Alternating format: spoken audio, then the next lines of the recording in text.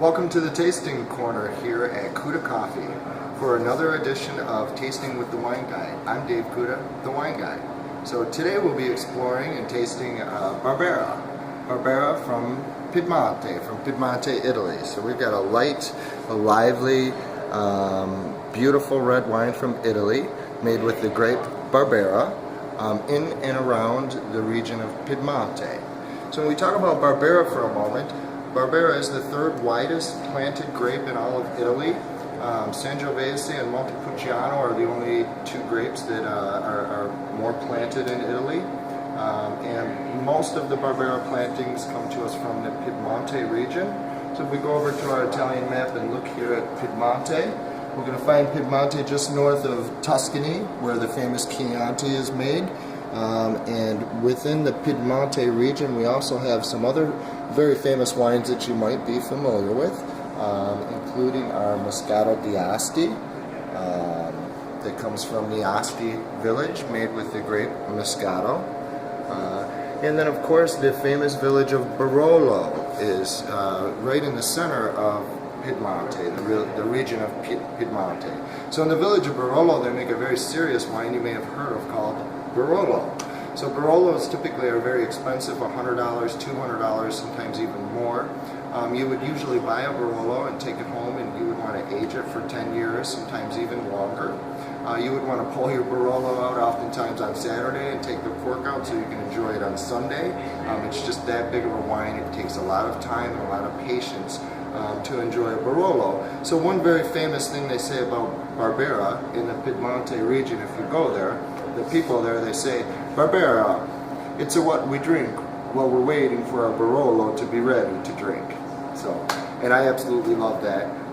And I love Barbera. Barbera can show itself in many different faces. There are some vines that are well over 100 years old in the Piemonte region. And with these old Barbera vines, we can make a very serious, very big, very bold wine.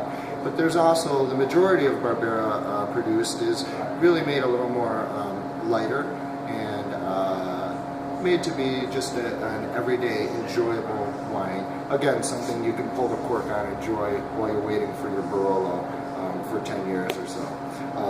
At any rate, we'll go ahead and get into the tasting. So today we'll be tasting Bricco di Tatti, Barbera di Piemonte. So again, Barbera from Piemonte, and this comes to us from the Tatti family, Bricco di Tatti. So as we get this into a glass and we take a look at the color, we've got a nice, vibrant, bright color. You can almost see through it, but not quite. So there's a lot of texture in this wine for a light, lively spring-style wine. And as we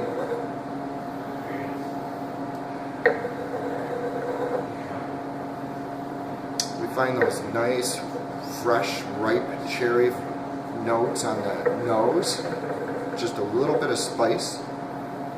And as we get this wine into our palate,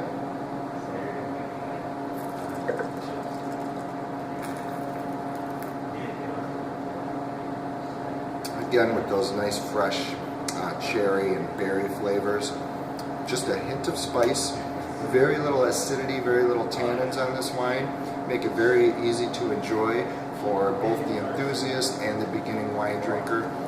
Another really cool thing about Barbera, a lot of people, especially in Italy, they'll chill their Barbera on warmer days. So it's a red wine that you can, because it has low acidity and lower tannins, you can actually chill this wine and serve it almost the same way you would a white wine. So at any rate, stop in and taste the Barbera here at Kuda Coffee. That's the best way to find out if you like it or not. And be sure to join us Friday night from 5 to 9 p.m. for our open house wine tasting, where we will be pulling the cork on many of our spring selections. So we'll look forward to seeing you there. Thank you and have a great week.